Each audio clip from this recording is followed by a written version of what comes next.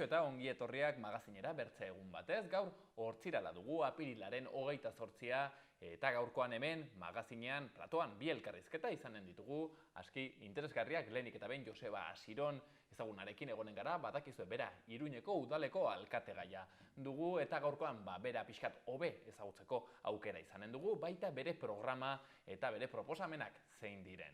Horrez gain, bigarren elkarrizketa bat ere izanen dugu hemen platoan eta gaurkoan Sugoi Etxearrirekin egonen gara. Euskal Herrian euskaraz, elkarteko kidea da bera eta azkenaldian ekintza ezberdinak egiten ari dira hemen Nafarroan euskara ofiziala izatea eskatzeko. Guzti hori baino lehen has gaitezen betiko dukiekin. Lehenik eta behin, efemerideak. 1376 garren urteko apirilaren 28an Gernikako hiribildua sortu zen. 1686 garren urtean Isaac Newtonen Philosophiae Naturalis Principia Mathematica liburua lehen volumena argitaratu zuten. 1958 Benito Mussolini Italiako diktadorea eta bere amorantea Clara Petacci exekutatu zituzten Dongon, Italian. Eta 1983an Zambiako futbol selekzioa zeraman abioiak istripua izan zuen Librevilleko aireportutik irteten eta Gaboneko kosta parean erori zen itsasora. Ezen inor bizirik atera. Gaurko lerroburu nagusiak.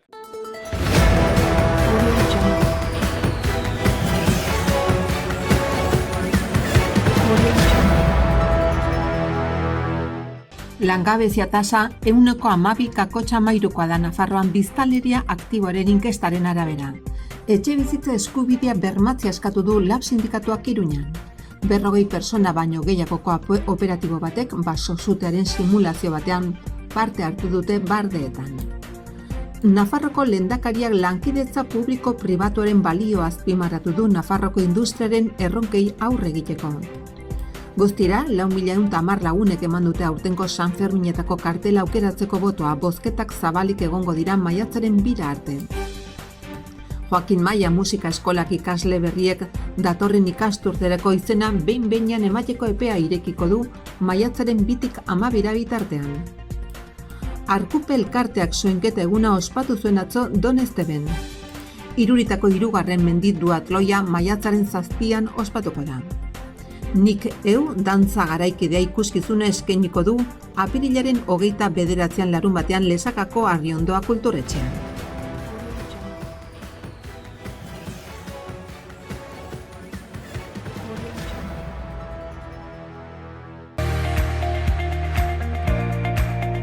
Ikus dezagun baitere agenda kulturala.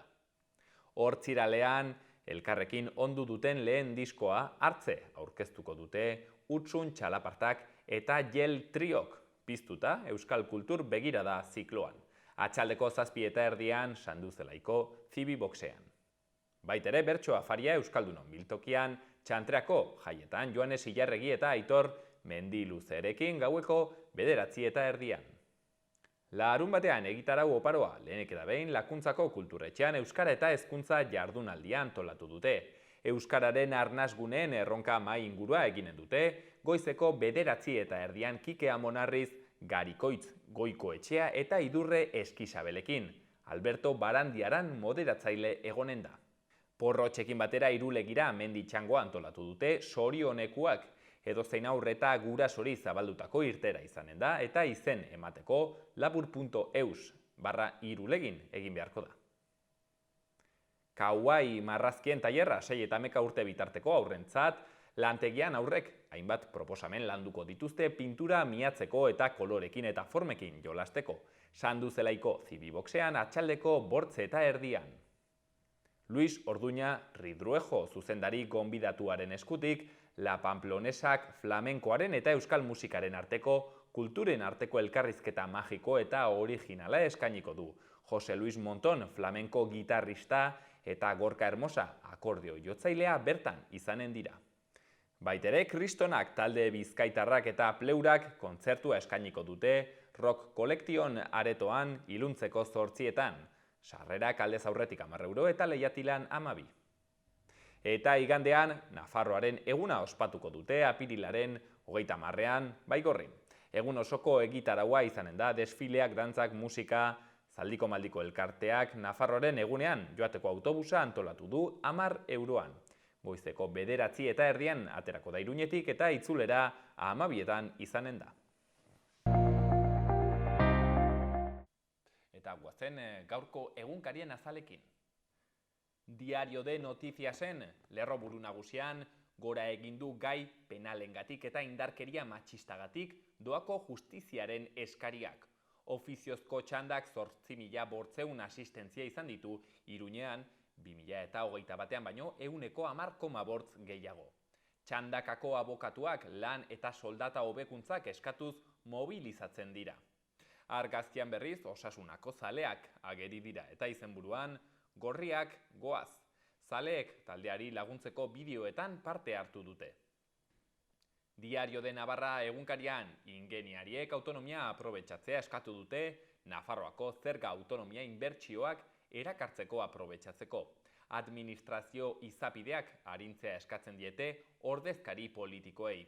Argazkian hainbat emakume eskuan sariak dituztela eta izenburuan emakume bikainak. Baita ere Diario de Navarran Nafarroan 6.400 langabe gehiago daude, 39.300 guzira, eta biztanleria aktiboaren inkestaren arabera 8.200 landun gutxiago daude. Gara egunkarian etxebizitza legea EH Bilduren babesarekin eta jeltzaleen gaitzespenarekin onartu da. Espainiako gobernuak Euskal Koalizio Subiranistak eta ERZ-ek adostutako arauak aurrera egin zuen kongresuan, jabe handiei mesede egiten dien deserregularizazioa geldiarazteko helburuarekin. Baita ere, bertze berri batean Lampedusara iritsitako migratzaileen errekorra. Azkeneko berrian, zubietak 10 daramatza elektrizitaterik eta emisiorik sortu gabe. Berri egunkarian, arnasguneak arnas beharrean, horixe lerroburu nagusian. UEMak 7. ikerketa soziolinguistikoko datuak aztertu ditu eta gainbehera zantzuak ikusi ditu udalerririk euskaldunenetan. Euskaldunenen 100koa txikiagoa den herrietan handitu egin dira ezagutza eta erabilera. Bertze berri batean, Osakidetzako garbitzaileak greban daude, eta azkenik unibertsitate diploma bat sortuko dute Baionan euskaraz arituko diren kazetarientzat. Eta Euskal Herria Irratian akitzeko, Saiz kontseilariak uko egin dio karguari Iruñeko udalerako hautagaitzan lan egiten hasteko.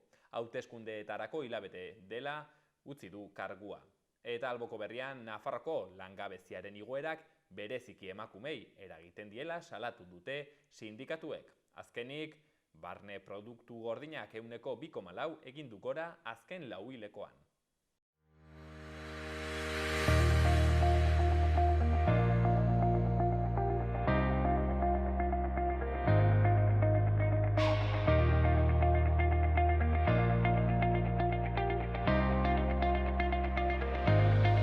Badakizue, maiatzaren 28an hauteskundeak ditugula, eta hemen xaloan ari gara, azkeneko hilabete honetan, eta maiatzan zehar bereziki, hautagai ezberdinak ezagutzen, bai erkidegoko hautagaiak eta udal ezberdinetakoak, eta aurrekoan Koldo Martinezekin egon giren, gero abaiko hautagaia Iruñeko udaletxera, eta gaurkoan eski ezaguna den Joseba Asironekin egonen garen EH Bilduko alkategaia.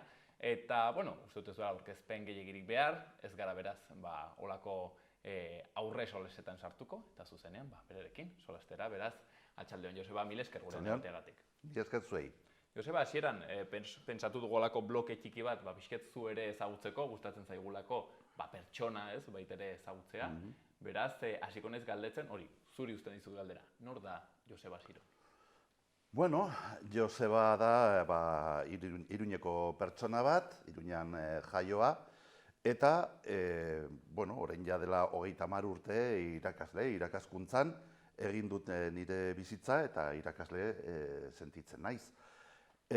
Sartu nintzen politikan, ukitu ziatelako fibra sensible bat, hain zuzen ere Iruñarena, oso Iruñekoa sentitzen naiz, eta, pentsatzen dut Iruña aldatzeko zerbait egin dezakedala. Horretaz aparte, Carmenen bikotekidea naiz, eta Mikel eta Idoiaren aita. PTV errantzidaten, ezagutzen duzu, formulazioa? Pamplona Bai, tota bai, bai, bai. aurrekoan errantzidaten. Bai, badu horrek konnotazio txar bat batzutan Iruñan. Ez da egite PTV, ni Iruñan jaio nintzen, Nabarreria kalean, haurtzaroko nire oroitzapenak Iruñan zehar sakabanatzen dira, eta Iruña biziki hori sentitzen dut. Hori esan dezaket. Aurrekoan bizkat zure biografia begira, ezakit okertzen naizen, apirilaren 14koa zara, Bai. Errepublikaren eguna ikusten nuen, tartaren, aizu, efemeride hau, Joseba, nola eramaten da, arrotasunez, ez, dilema bat sortzen du? Bai, noski baietz. Nik uste dut batzutan, hori ez, badira gauza batzuk markatu egiten dutenak, ez?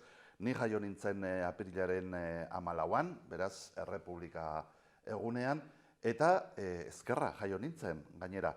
Orduan beti esaten dut, ez, garai bateko apaizek kendu zidaten eskuaren eskerzaletasun hori, baina buruko eskerzaletasunarekin ezin izan zuten. Joseba, zer erranen zenuen eragiten dizula ilusioa edo poza politika zen? Ikuste hori ere batzutan garrantzitsua dela azpimarratzea, haunditzetan ikusten dugulako, ez?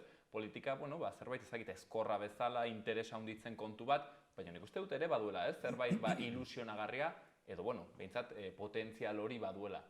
Hombre, nik uste dut hori noizbait esaten hasi beharko dugu baita ere, ez? Nik uste politikan azken urteetan, hamarkadetan, esan beharko nuke gertatu diren hainbat gauzek, hori ez, ospe txarra edo eman diotela. Ni politikan nago pentsatzen dudalako zerbait aportatu dezakedala, eta gauzak aldatzeko posibilitatea badagoela.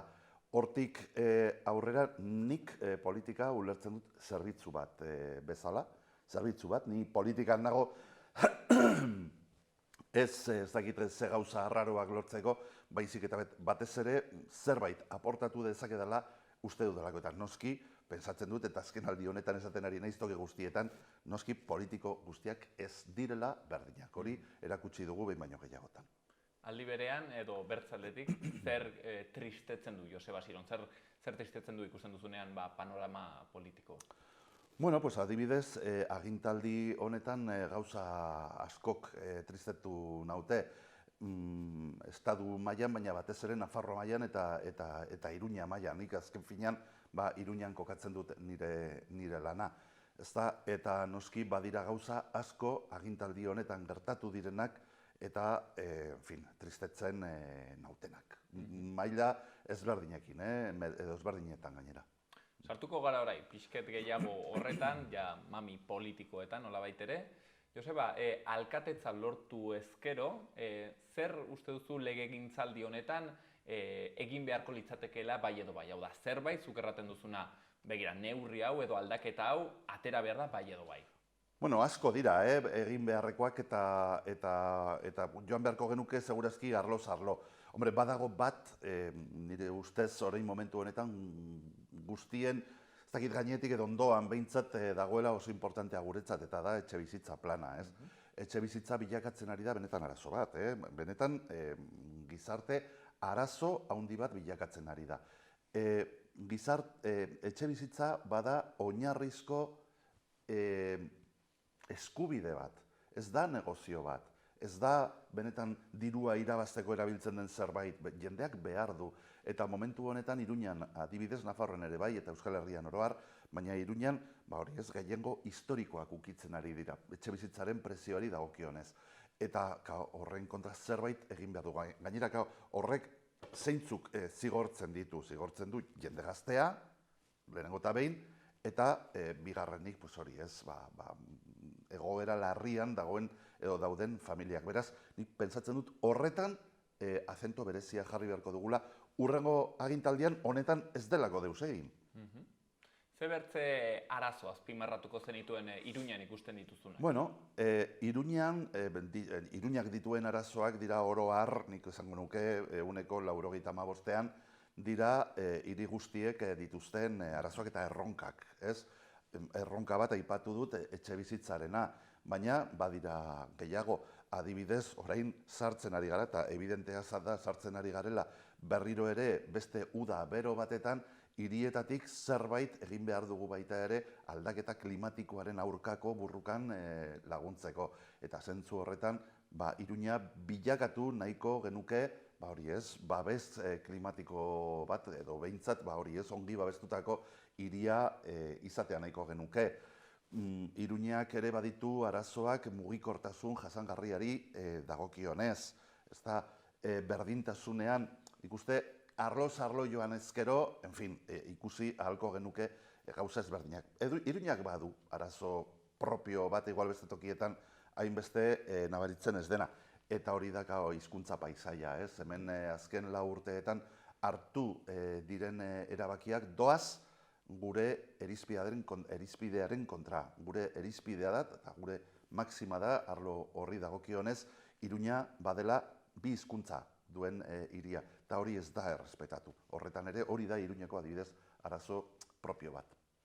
Eskatuko dizut orai gai, aipatu ditugun gai horietako bakoitzaz edo baten batez behintzat, adibidezko neurri bat edo proposatzea, badakit egin duzuela proposamen luze bat, uste dut 302 neurrirekin, ez ditugu jorratuko 302 gaurkoz, baina adibidez, etxebizitzaren kasuan, zer egiten alko litzateke neurri bat? Hori da, badago gauza bat, ni batere gustatzen etzaidan horrelako neurriei buruz eta hitz egiten denean, badirudi kontua dela berria mai gainean zeinek botatzen dituen kopuru handienak, ez hori etzait batere gustatzen.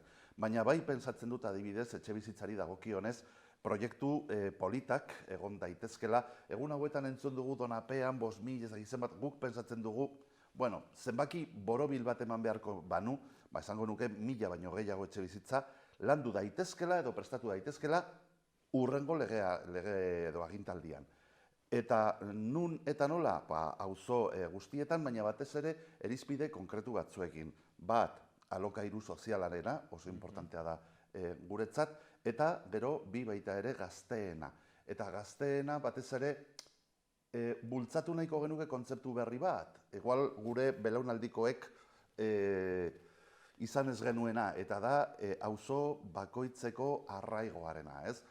Sanduzelaiko gazteek ez dute sanduzelaitik aldegin nahi, edo aldezarrekoak, edo berdintzait, edo errotxapea, edo txantreakoak, ez? Eta orduan iruditzen zait arraigo hori ere oso importantea dela. Hor, adibidez, Sanduzelain auzoan bertan, hor badago gridillaz edo delako proiektu horretan eragin nahiko genuke, baina badago beste adibide bat, baita ere. Esan dugu behin baino gehiagotan, udalak baduela etxebizitzen udal parke zabala. Gure garaian, pasaden legealdian, guk konpondu genituen, egoera penagarrian aurkitu genituelako, eta konpondu genituen 200 bat etxebizitza etzen gutxigatik iristen, eta jada jarri genuen giltzak eman genizkien, hori ez, egoera larrian zeuden familiei. Horretaz, agintaldi honetan bakar bat ere. Eta babes ofizialeko etxebizitza bakar bat ere. Hortan nabaritzen dira diferentziak, ez? Legealdi honetan eta etxebizitzari dagokionez, Enrique Maiaren bandera, eskuinaren bandera izan da, Salestarren proiektua. Hau da, luxuzko etxebizitzena. Geltokia, etorri zait burura, hor badakit badela eztabaida, hor badire etxebizitza batzuk egiteko aukera, ezta? Noski, eta nik uste dut, benetan geltoki izan daitekela bigarren zabalgunerako, hori ez, eremu, emblematiko edo garrantzitsu horietako bat, Caídos, Maristas, Salestarren, horiek bezala. Eta orduan hor Iruñak badu posibilitatea berreskuratzeko gure guztion memorian, 20. mendeko Iruñeko memoria den eraikin bat, erabilera sozialetarako, kulturaletarako, eta bar, pentsatzen dut baita ere lortu daitekela txikientzako eremu babestu bat, hitz egiten ari gara, klima, Iruñan badakigu zer den negua eta zer den uda, eta hor adibidez bada toki enparantza publiko eta estalia eta gainean etxebizitzak, noski. Hor badira 60 bat etxebizitza eta gure proiektua, gure asmoa izango litzateke baitere alokairu sozialerako destinatzea. Horrekin batera, beste erabilera batzuk ere tartekatu ahalko ziren, baina adibidez guretzat hori, ez dakit, operazio urbanistiko inmobiliario bat, zeru arraskari bat eraikitzea baino, guretzat hori da benetan aportatu dezakena. Eta batzuek bai badute, bertze halako proiektu zeru arraskarien. Bueno, pues begira, aurreko gunean, egon ginen geltokin bertan horrelako mahainguru batetan, eta oso garbi geratu zen hor ezkerra eta eskuinaren arteko diferentzia, ez? Nik uste dut, Iruñeko eskuinek, ez, nahi dutena da hori bota, lurpeko aparkaleku bat egin, barruan beste 200 kotxe gehiago sartzeko, hor gasolina erretzen, eta goruntz haiek eraikin emblematiko bat eraikin nahi dutela esate dute. Bueno, eredua salestarretan dugu, badakigu zer esan nahi duten horrekin. Zeru arraskari bat edo ez dakit, edo kriston eraikina. Guk berriz pentsatzen dugu horretan, benetan abanguardiako eraikin bat egin daitekela, baina dagoena zahar berritzen.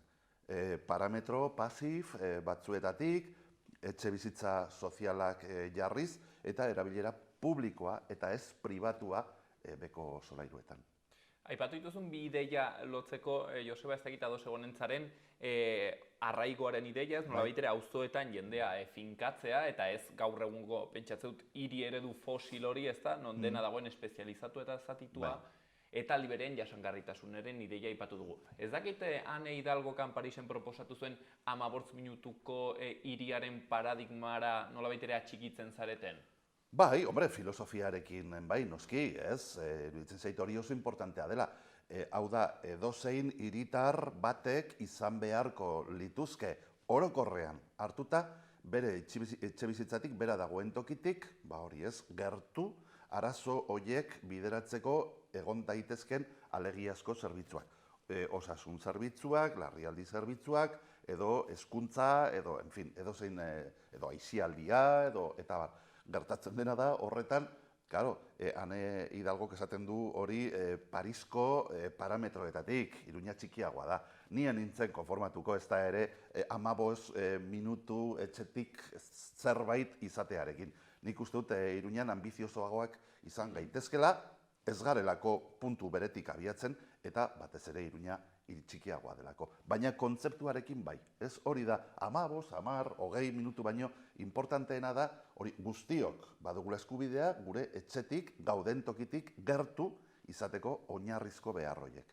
Horrekin noski baietza. Honek praktikan, Joseba, erran nahi du, kotxei autopribatuei nolabait ere leku pixkat kendu behar zaiela, eta bertze mugikortasun formei, publikoari, bizikletari eta bar, toki gehiago egin? Claro. Eta hori Iruñan orain dela gutxira arte ez da planteatu ere egin. Oraindik ikusten dugu, adibidez, Zangoza kaleko lurpeko aparkaleku horren proiektuarekin ikusten dugu nola oraindik badauden taldeak, udal taldeak, nun planteatzen duten zuaitzak kendu, lurpeko aparkalekuak egiteko, zementoa txertatzeko hirian, eta keak eta zarata eta barez.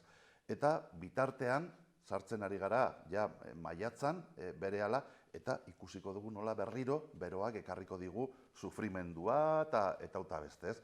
Beraz, parametro hori aldatu behar da. Aldatu behar da, arrazoi klimatikoengatik, eta noski baita ere badagolako hor paradigma bat, mundu guztiak teorikoki babesten duena, baina gero praktikan ez. Eta da, mugikortasun jasangarriarena. Hau da, lehenengo, oinezkoak, gero, txirrindula, eta gero garraio publikoa.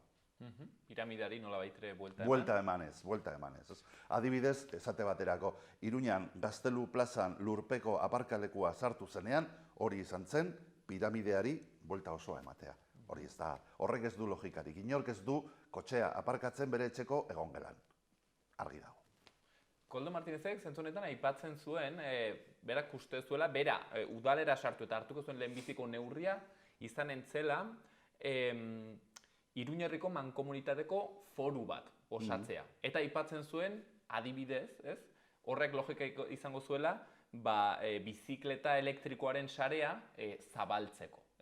Zeren gaur egun bertzenaz, Iruñetik hartzen duzu bizikleta elektrikoa udalarena, baina Berriozarren ezin duzu aparkatu. Halako neurri batekin ados egonen zen, Bai, claro, baina ezke atzo, hain zuzen ere, izan genuen mankomunitateko bilera, claro, ni Iruñeko zinegotzi bezala, naiz baita ere mankomunitateko kidea, eta horretaz mintzatu zen. Hori ez da ideia berria, eta gainera oso ados nago horrekin, baina argi dago ez duela logikarik, txirrindulaz baldin banoa Iruñeko zabalgunetik baraineinera, mugan txirrindula hartu behar izatea, edo txirrindula utzi eta oinez edo kotxez edo motoz jarraitu behar izateak. Horrek ez du logikarik. Noski, Iruña, ulertu behar dugu, Iruña herria bezala, oso trinkotua dago, oso uztartua dago Iruña herrian bizi garenen bizitza, eta horiek dira noski oinarrizko neurriak, bai txirrindulari dagokionez, baita garraio publikoari dagokionez ere noski. Aipatu duzun bertze gakoetako bat, aspektuetako bat, euskara. Ze neurri hartu daiteke adibidez horretan?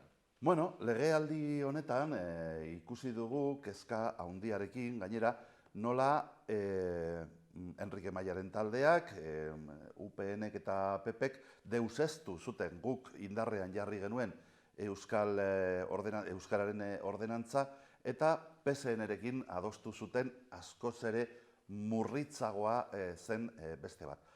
Guk benetan gure tristura adirazi genuen PSN-ek hori babestu zuelako, baina hor ez da geratu gauza.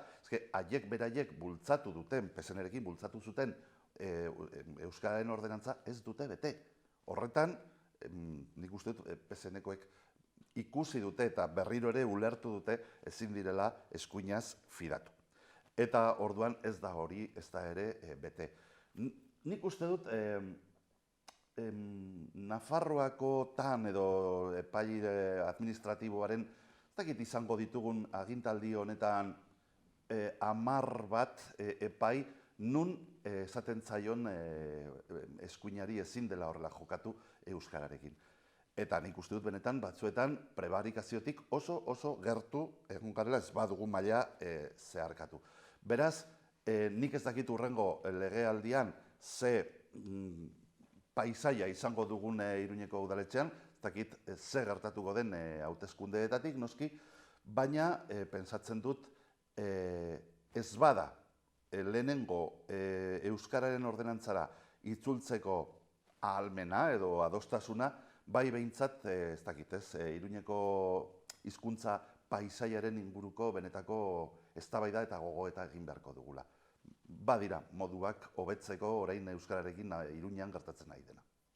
Koldo Martinezek aurrekoan erraten zigun, zuek, zu zehazki gainera, udalean sartu zinetenean, eta alkatetzan 0-3 zikloko eskola horiek, edo horietan euskara eskaintza handitu zenutela, gero mailak berriro horri buelta eman ziola, eta Koldo Martinezek erraten zuen hori ez dela posible. Halako ez egonkortasuna ez dela posible, eta beraz, haiek ez zutela hala jokatuko. Bertze erdibideko bide bat aukeratuko zutela. Gu sartu ginenean Iruñeko udaletxean alkatetza eskuratu genuenean, topatu genuen Iruña bat nun 12 haur eskoletatik bik bakarrik izaten zuten euskarazko eredua. Eta biak auzo berean zeuden iparraldean. Hau da, gainerakoentzat bazegoen basamortua. Nik uste dut momentu horretan zerbait egin behartzen bai ala bai. Guk egin genuena izan zen bikoiztu eskaintza hori, 2-4 pasa ginen, eta hori bai sakabanatu genuen eskaintza hori Iruñetik. Ez dakit, Koldok tarteko bide bat aukeratu edo burutuko zuela zer esan nahi zuen horregin. 2-4 pasatzea 12 aurrezkoletatik zait iruditzen muturreko neurria dela. Nik uste dut hor eztabaida eta pizka bat usai elektorala duten zera horiek baino gehiago hemen ados jarri beharko genuela guztiok, gainera, iruditzen zait zerbait logikoa dela, ez? Iruñan eta aur eskolei dagokionez parekatu behar dugu eskaintza eta eskaria. Hori da importanteena. Ezagutu behar dugu benetan serio eta datu zientifikoekin ze nolako eskaria dagoen eta horren aurrean eskaintza egin. Baina orain adibidez, Iruñeko aurreskoletan, Iruñeko umeetatik eta euskaraz eskolarizatzen dira 111. Gero, berriz, ikastoletan hasten direnean, zenbaki hori igotzen da 130-tik gorara.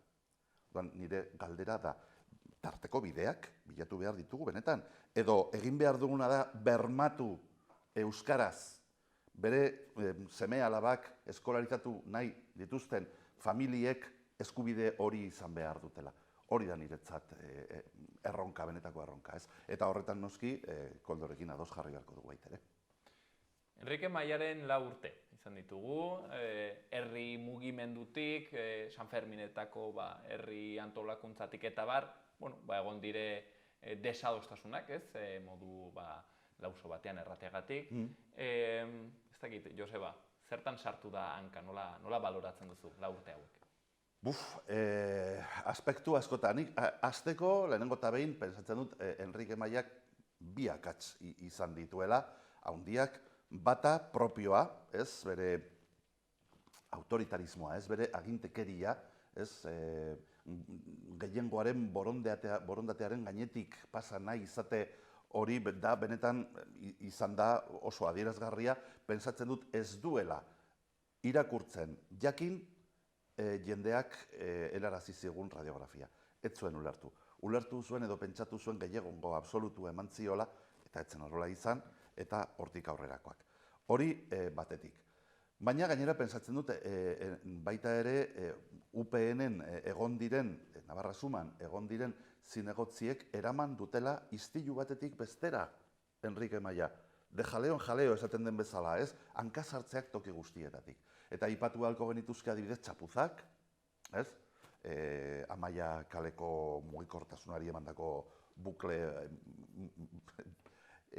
absurdo hori, edo adibidez Iturraman Zeafosoetan montatu zen hipikarena, esate baterako, adibidez, baina baita ere txapuzen ondoan egon da hori ez, diru kontu basatiak, adibidez Labriteko Zaldainarekin gertatu dena.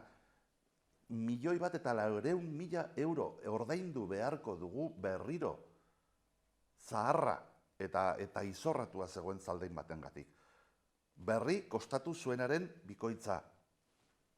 Beraz, diru kontuak, edo adibidez XXL banderarena, zeinek eskatzen zuen hori.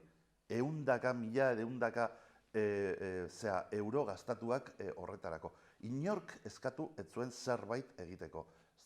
Beraz, diru kontuak, baina gero baita ere egon dira bestelako eskandaluak, adibidez Labairu jauna eta Garabiarena, edo adibidez Caballero zinegotziaren anaiaren bulegoarekin sinatutako kontratuak, edo, en fin, eta gero noski egin ez diren gauzak bere sektarismoagatik, adibidez, agintaldiko proiektua izan altzen Sarasate pasalekuarena, eta ez da egin. Ez da egin, ez direlako kapazak izan. Gai izanen ziren, ez dakit, zerbaitean asmatu dela aipatzeko, zerbait ongi egin dena? A ber, zaila da, baina nik esango nuke horretan, esango nuke komisioetan, batez ere komisioetan, batzordeetan, hirigintza batzordean adibidez nahoni, baina badira beste 2 batzorde gehiago, eta osoko bilkuretan ere, onartzen diren gauzen 90% onartzen dira aho batez.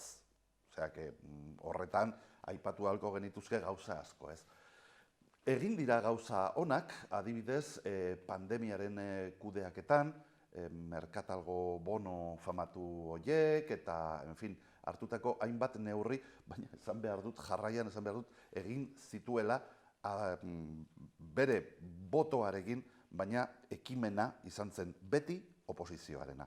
Oposizioko 3 indarrek, Euskal Herria Bildu, baita Geroa eta PSN-ek, nolabait behartu genuen, ez dakitez, pandemia garaian adibidez, Enrique Maya, ez dakit, agenda sozial bat eratzeko. Eskatuko dizu, Joseba, orai, bizkete bertze alderdiekiko nolabait ere puzle horretan kokatzea. Lehenik eta behin, zurekin Nafarroatik, ez dakit, zerk bereizten zaituzte, eta, zerkin zaudete, ez, hurbil? Norekiko? Nafarroa zurekin. Nafarroa zurekin. Bai, adrebes erran. Bai. Bueno, elkarrekin lan egitera kondenatuta gaude, eta gauza gehienetan, batez ere aspektu sozialetan eta ados gaude. Nik uste dut Euskal Herria Bildu ezberdina dela lehenengo eta behin implantazioan, ez, noski, baita ere, eta proiektuak gizartean duen, ez dakit ez, erroa. Euskal Herria Bilduk duen, orain adibidez, erakutsi dugu, 70 zerrenda aurkeztu behar ditugu Nafarroa osoan. Horrek esan nahi du benetan Nafarroan, bertan, oso errotua dagoen proiektu bat dela, ez dugu kanpora begiratzen. Eta gero noski guk baita ere badugu euskarari dagokionez eta nazio proiektuari dagokionez hainbat ideia behar bada kontigo zurekin konpartitzen ez direnak. Zuzen ere horren aritik, Elma Saizek errandu, bere ustez Iruña ez dela ez kontserbadorea, ez independentista. Bueno, Elma Saizi nik esango nioke Iruña oso anitza dela, oso anitza da Iruña. Badira, hori ez, Iruña ulertzeko modu oso ezberdinak, ia bakoitzak badugu berea. Baina badira gauza gutxi batzuk batzen gaituztenak, noski ez, eta hoiek babestu behar ditugu. Eta nik esango nioke, behar bada, begira, Iruña behar bada, oro har, ez da independentista. Badu sektore handi bat, independentista dena. Badago gehiengo bat baita ere, eta gehiengo hori aurrerakoia da. Eta badago gehiengo bat, segurazki oraindik ere handiagoa, Enrique Maia, alkate izatea nahi ez zuena, eta aurrerantzean ere, Adanero edo Ibarrola, gobernuan izatea nahi ez dutenak. Hoiek gara, konpartitzen dugun hoiek gara, batu behar garenak horri buelta emateko. Hau da, nik pentsatzen dut, gauza guztien gainetik, Iruñeko gehiengoa batzen gaituen zerbait da eskuina ezin dela berriro Iruñeko udalean gobernuan izan. Eta ados behar du noski ezberdinen artean, baina lan egin beharko dugu hori benetan errealitate bat bihurtzeko. Eskuina aipatzen duzula, ardezagun bizketorain izpide hori, ganden lege egintzaldean Navarrasuma aurkeztu zen, aurten ikusi dugu, horiri zatikatu dela, eta hortxen ere bai, badirela aserreak, hautsak arrotu direla. Zakit hor motzean nola ikusten zuen, nola aztertuko zenuen, ze analisi egingo zenuen horrena, ez dugu tarte askorik, baina izan daiteke ez zuek haunitzetan aipatu duzuen erregimena nola baitere, ez dakit, zatitzen, apurtzen ari dela? Nik uste hemen badago errealitate soziologiko bat, ez? Eta lehen aipatzen nuena, Nafarroa, baina Iruña baita ere aurrerakoia da. Eta orduan badago gehiengo bat. Zer gertatu da eskuinarekin? Esperimentu ezberdinak egin behar izan dituztela, mantentzeko, ez dakit ez, erregimena edo. Baina poliki-poliki izan da, ez da guztiak elkarrekin izan da ere ez dela nahikoa. Eta orain gertatzen ari dena, da, gertatu behartzena lehertu egin dela errealitate hori. Orain ikusten dugu, ez bakarrik oso ezberdinak direla, baizik eta haien arteko harremanak oso txarrak dira. Navarrasuma izan zen, hori ez, aginteari eusteko modu bat, azken esperimentua. Eta ikusi dugu ez duela funtzionatu. Orain ze gertatzen ari da, gu benetan kezkagarri bezala baloratzen dugu, UPN-etik, eskuinetik, PP-ra egiten ari den iragana. Prozesio oso bat gertatzen ari da, UPN-eko kargu horiek uzten dute UPN pasatzeko PP-ra. Eta pesatzen dut hori berri txarra dela. Eskuinetik muturreko eskuinera pasatzen direlako.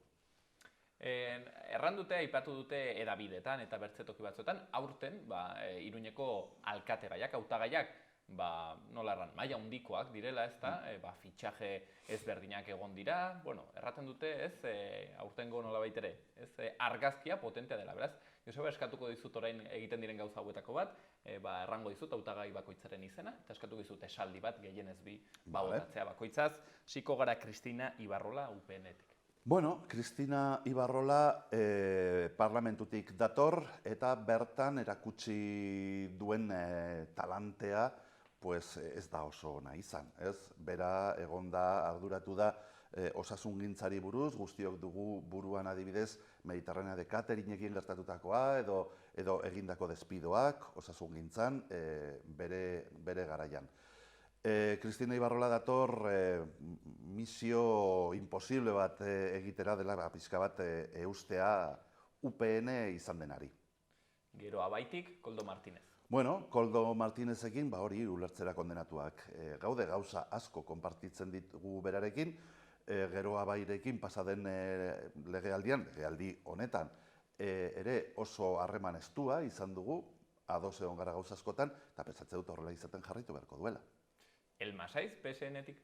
Elmasaizek badu erronka handia, ez? Iruñeko hiritarrei begietara begiratu behar die, eta esan behar die aurrekoan gertatu zena ez dela berriro gertatuko. Txema Mauleon, kontigo zurekin Nafarroa? Bai, berdin hau bada, hori ez, elkarrekin lan egitera kondenatuta gaude, eta gainera, historikoki ikusi dugu batzutan ez dela erraza izan, hortan autokritika egin beharko dugu guztiok, eta benetan lan egin, ez dakit ez, adostasunetara iritsi ahal izateko. Eta hau, inkestek, printzipioz uste dut ez diotela ematen inolako ordezkaritzarik, baina Voxetik, Maria Estevez. Nik uste dut, Nafarroan Voxek benetan oso itxaropen gutxi dutela aurrera egiteko, berez muturreko eskuina lehendik zegoelako hor dago muturreko eskuina eta instituzioetan dago gainera. Lortuko du, alkatetza, EH Bilduk? Bai, klaro, noski, hoize baietz. Alkatetza hoixen, jokoan, aukerak, badira ikusi beharko da, gero hor, ze joko egiten diren, badakigu hor, esporrinen zera hori gertatu zela, ez da, ze posizio uste duzu hartuko duela PSN-ek? Bueno, legealdi honetan batetik ikusi dugu elkarrekin lan egin dezakegula. Iruñeko udalean aurrera atera diren adierazpenen 90% piko, aurrera atera da PSN, Geroa eta EH Bilduren aldeko botoarekin. Erakutsi dugu Iruñan posiblea dela lan egitea. Baina ez bakarrik Iruñan. Nafarroako parlamentuan ere ikusi dugu zera bera. Eta Madriden ere bai. Egun hauetan ikusten ari da, adibidez, etxebizitza legea, estatu mailako legea nola aurrera ateratzen ari den, eta horretan EH Bildu ezinbestekoa izan beste gauza askotan bezala. Beraz, hori erakutsi dugu. Eta orain, noski, galdera da hor demostratu duguna ezin da instituzioetara, maila instituzional batetara eraman, nik uste dut baietz. Nik uste dut baietz posiblea dela, eta gu prest gaude. Hau da, eskuinari Iruña kentzeagatik gu prest gaude hitz egiteko hitz egin behar den edozeinekin. Hitz egin beharko duzu ere, Koldo Martinezekin, eta berak egiten zuen analisi ezberdin bat, Joseba, berak erraten zuen, Geroa bai indartsu dagoenean, orduen, gobernu aurrerakoi bat izaten da. Aldiz, Geroa bai ahul dagoenean eta EH Bildu bai, aurreko legegintzaldien bezala, orduan eskuinak gobernatzen du. Hauxen erran zigun. Nik uste dut, pasaden hauteskundeetan gertatutakoak merezi duela analizi sakonagoa. Adibidez, zer gertatu zen Espainiar eskerrarekin, ez? Nola aurkeztu ziren zatikatuak alde batetik Aranzadi, bestetik Podemos, eta nik uste dut zatiketa hori behin honetan ez dela gertatuko, eta hori oso seinale ona izango da. Aldaketaren aldeko udal gobernua ez genuen mantendu, ez ginelako izan, edo ez ginelako iritsi 14. 14 zinegotzi egon behar dira horretarako, eta berdin du ze siglen azpian. Argi dagoena da, momentu honetan, Euskal Herria Bildu dela aukera bakarra, eskuinari, udal gobernua kendu aldion indar bakarra, horrela adierazten dute, ez bakarrik inkestek, baizik eta batez ere errealitatea, pasaden hauteskundeetan gertatutakoa. Eta nik uste dut benetan hori dela importanteena. Importanteena hemen alderdi bakoitzak ateatzen dituen emaitzak baino, da ia kapazak izango garen ados jartzeko aukera bat bultzatzeko hori ez, eskuinari alkatetzak entzeko. Eta zentzu horretan utziazu esaten baita ere lehenengo indarra izateko itxaropen oso handia dugu. Benetan bezatzen dugu posibilitate errealak daudela. Eskuinaren zatiketa alde batetik, Gehi, azken hauteskunde guztietan EH Bilduren emaitza gero eta hobeagoak izan dira, jauzi txiki bat izango bagenu behin honetan ere, pesatzen dut lehen indarra izateko posibilitate errealak ditugula. Gauza honditza aipatu ditugu gaurkoan, hemen Joseba Sironekin. Bai eskatu dizu, Joseba, akitzeko esaldi batean edo bitan gehienez, aipatzea, zergatik da garrantzitsua, 28tik aitzinera legegintzaldi berri horretan EH Bildu egotea hemen Iruñean. Bueno, Euskal Herria Bilduk erakutsi du Iruñeko alkatetza nahikotasunez, gainera, eramateko kapaza dela, badugu esperientzia, badugu eskarmentu hori, 4 urteetan egon ginelako gobernuan, hori ez garai, gainera ilusionagarri batetan, esango nukenik, eta beste inbeste erakutsi dugu azken 4 urte hauetan oposizioan. Ezberdinen arteko oposizio baten lidergoa eramateko kapaza garela erakutsi dugulako. Eta, orduan, hortik aurrerakoak. Gainera, arestian esan dudan bezala, Euskal Herria Bildu momentu honetan da lehen indarra izateko posibilitatea duena, eta gainera baita ere eskuinari planteatu ahal zaion aukera bakarra. Ez dago, ez dakit, beste biderik edo. Da, edo alkatea egongo da eskuinaren eskuetan, edo egongo da EH Bilduren eskuetan. Eta beraz, alde horretatik ikuste dut, pasaden hauteskundeetan jendeak horrela ulertu zuela, horregatik ia bikoiztu genituen gure emaitzak, eta orain ere ziur gaude beste jauzi bat emango dugula. Joseba Siron, Iruñeko alkate berria izateko aukera haunitzekin, 28tik aitzinera, horretako, egun horretan Iruñarrek solastu beharko dute, haien iritzia eman beharko dute, hauteskundetan, eta gero baita ikusi beharko da, ze erabaki hartzen diren, hortzen, parlamentuan bertako alderdi ezberdinen eta kideen artean. Gaurkoan hemen, Joseba Siron aipatzen genuenez, bera eta bere programa pixket ezagutzen, hemen utziko dugu gaurkoan. Joseba, eskerrik asko, gurean egoteagatik. Mila esker zuei. Eta guazen orain, asteburuko eguraldiarekin. Gaur barnealdean bero eta hodeiak ugarituz joanen dira. Goizean hodeiak eta ostarteak, erdi mailako hodeiak eta goi hodeiak izanen dira, baina eguerdirako dezente ugarituko dira eta estaltzera eginen du.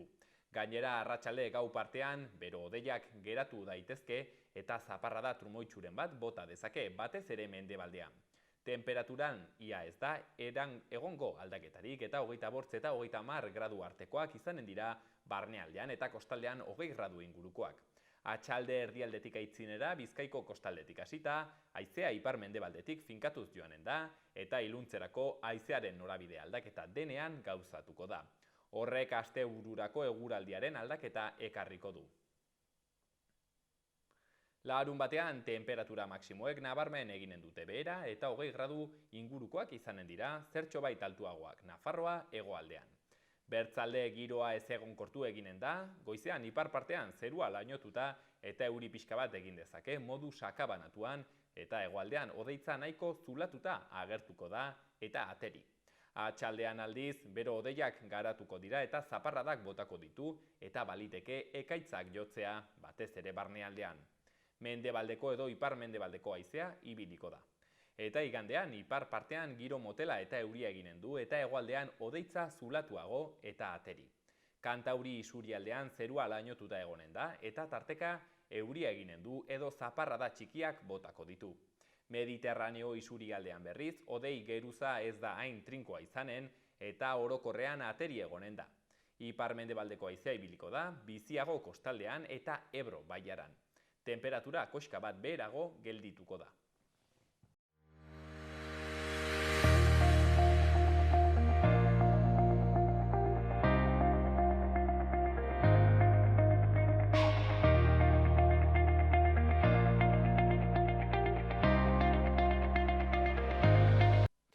Euskal Herrian euskarazeko kideek ganden larun batean 22an errepide mozketa bat egin zuten Bardeetan, Aragoi eta Nafarroko mugan Buñuel parean, azken bazterreraino euskara eskatzeko, euskararen ofizialtasuna baita ere eskatzeko eta nola baita ere hori izpide hartuta onatekarrai dugu gaurkoan berriz ere Sugoi Etxarri ia gure ohiko solaskidea dena horreta solasteko eta baita ere 13an, maiatzaren 13an hor hitzordu garrantzitsu bat dutelako, eta guzi horretaz mintzatuko gara datozen minutuetan. Sugoi, eskerrik asko gurean egoteagatik. Eskerrik asko zuei, txalean. Aipatzen genuen errepide mozketa bat egin zenutela, zein zen helburua eta nola joan zen? Bai, pixkat irudikatzen dugu ez, eta azkenean UPNek eta PSNek eta lortu dutena urtetan zehar izan da guk ere, Euskaldunok asumitza, gure lekua dagoela Nafarroa iparraldeko txoko horretan ez, mendietan, eta Iruñeko auzo batzuetan, eta tarteko eremu konkretu batzuetan, baina listo ez, horreraino iristen dela gure euskeraz bizitzeko eskubidea ez. Eta hori ere guk ere asumitu dugu, eta orduan ekintza horrekin nahi ginuna, edo mahai gainean jarri nahi ginuna izan zen, eskubidea, gure eskubide, euskeraz gure hizkuntzan bizitzeko eskubidea, horreraino iristen dela, ez? Azkeneko bazterreraino, azkeneko txokoraino, horre ere badugula euskeraz bizitzeko eskubidea, nahiz eta oraindik aitortua ez izan. Errepide mozketa, por cierto, nola joan zen, ez dakit hor egon zen gatazkarik poliziarekin, kartzelean egin behar izan zenuen lo?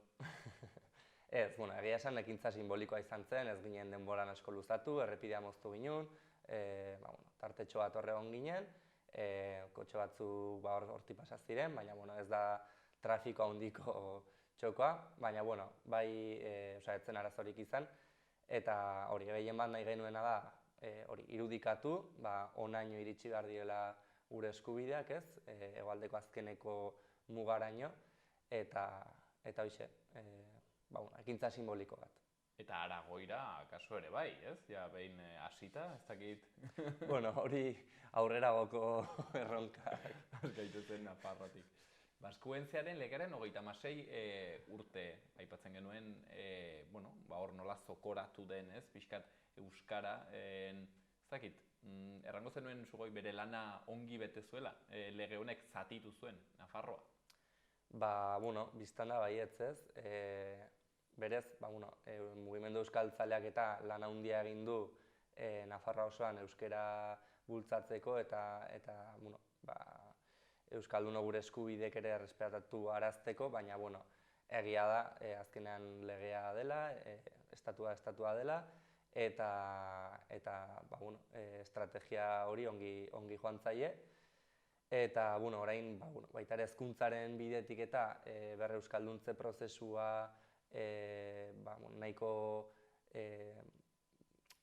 modu eraginkorrean ez, ari zen aurrera egiten duela 10-15 urtera arte, eta hor baita ere pai bezalako programekin, estrategia ezberdinekin lortzen dute gure hizkuntza ez, eta gure komunitatea txokoratzea, eta ikusi beharko dugu nola aurre egin. Baina guk oso garrantzitsua ikusten dugu horren aurrean ez, gure eskubideak betearaztea eta beraien markoaren gainetik gure marko propio bat barneratzea eta publiko egitea. Horreko batean ikusten nuen Sugoi Twitterren edo nonbaiten uste dut 12. edo 13. mendean, handik nonbait, Nafarroak garaiko populazioaren 80%, bazakila euskaraz gaur egun ez dakitzen batek jakinen duen, 10 batek edo. Ez dakit, hortxen, triste egoteko ere badira. Bai. Triste taldi beran itxaropentsu ez, azkenan, bi estatuen menpe pasatu dugu gure historiaren parte handi bat, azkeneko 500 urteak gutxienez, eta hala ere jarraitzen dugu, ez? Traba guztien gainetik eta estatuen saiakeren gainetik eta daukaten botere guztien gainetik hemen gure herriak iraundu eta gure hizkuntzak, hizkuntza honetan bizitzen jarraitzen dugu edo saiatzen behintzat. Orduan, asko dugu egiteko, argi dago, baina hemen gaude eta hortagoaz ez.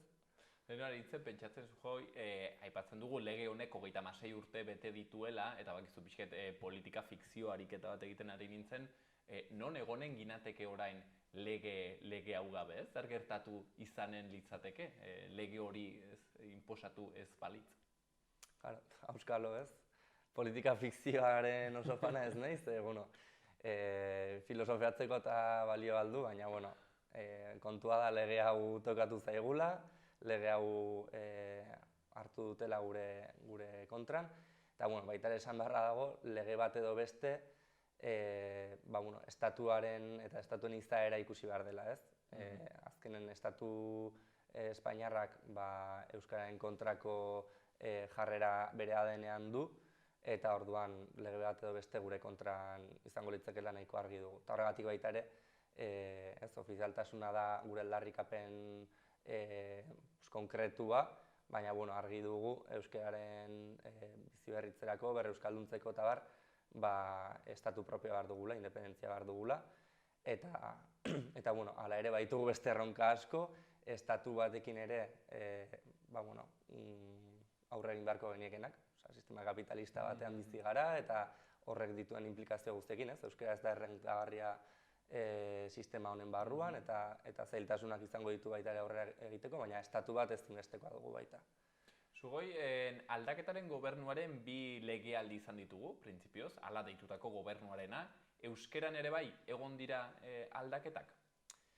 Hola esaten dute ez, aldaketaren gobernu aurrerakoia eta egia da, ez dela UPN-eren gobernu errepresibo garbi eta oso ikusgarria zen errepresio hori ez dagoela, baina euskararen arloan oso aldaketa txikiak eman dira.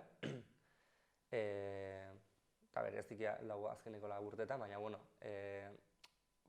funtsezkoa edo oinarrizkoa den printzipio hori ez, euskaraz bizitzeko eskubidea legez aitortzea, ez da gauzatu, eta hori esan behar da, borondate politiko faltagatik izan dela.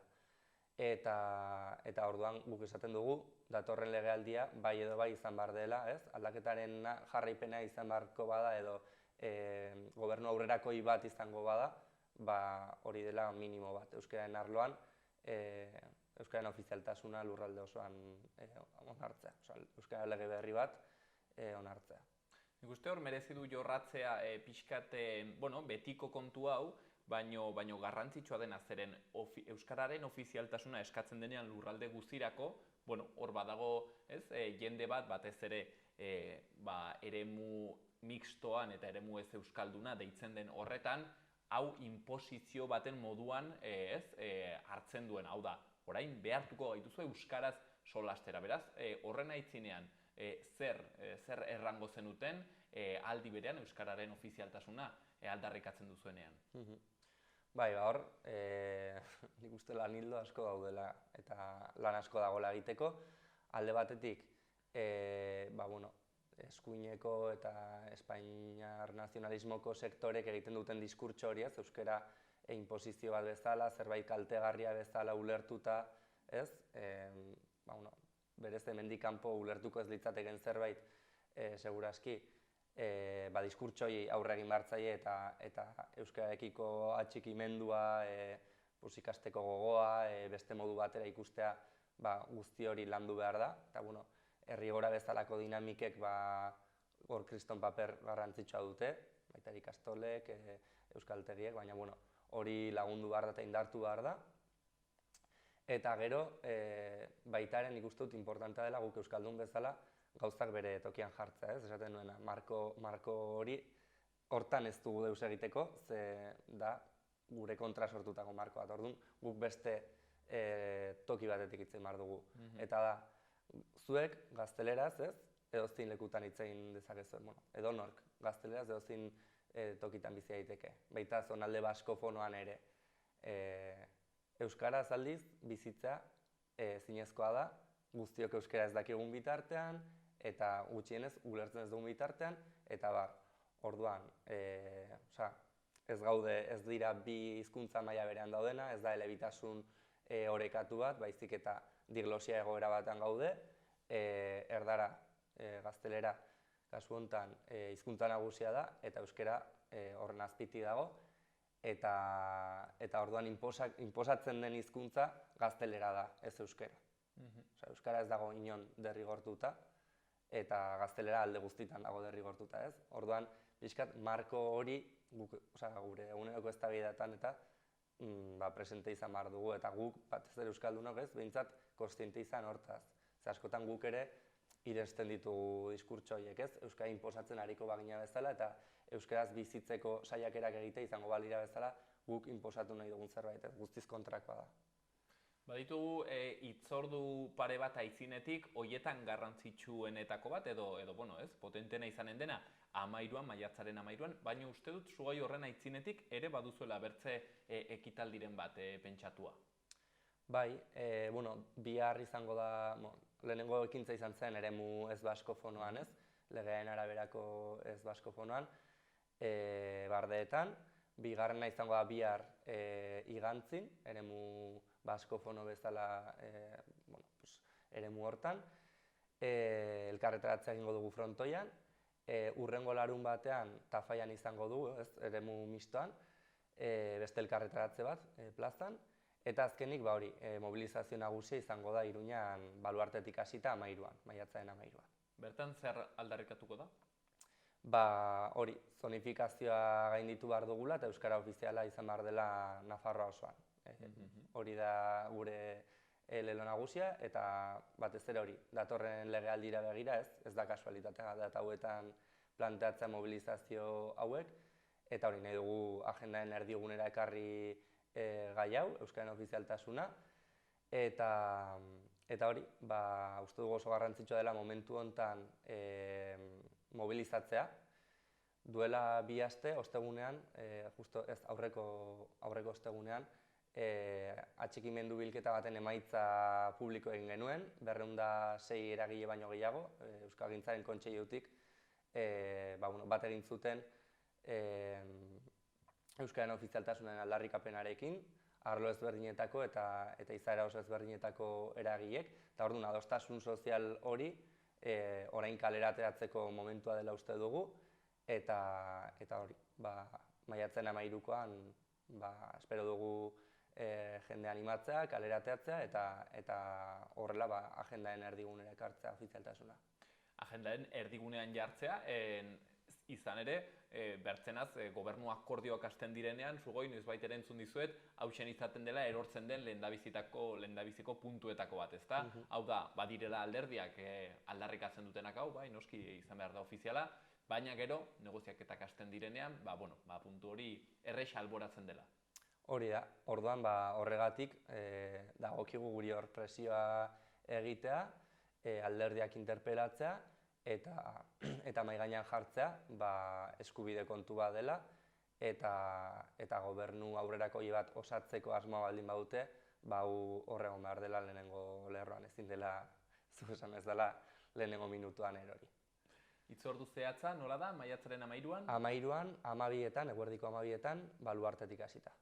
Eguerdiko 12etan, Baluartetik, euskara ofiziala eskatzeko, bada garaia, badela ordua, bazter guztietan eta alde guztietan euskara solasteko, hemen Nafarroan hortzen Euskal Herrian euskara ezetik eta bertzain bat, kolektibo eta elkartetik egiten den aldarria, orain gainera hauteskundeen garai honetan, akaso bere biziko garrantzia duena eta Baskuentziaren legeak 36 urte betetzen dituen honetan, hortzen, mahai gainean, erdigunean jarri nahi duten aldarria. Gaurkoan hemen, Sugoi Etxarri, Euskal Herrian euskarazeko kidea guztia hau kontatzen, mila esker, bertze behin gurean egoteagatik, Sugoi. Eskerrik asko.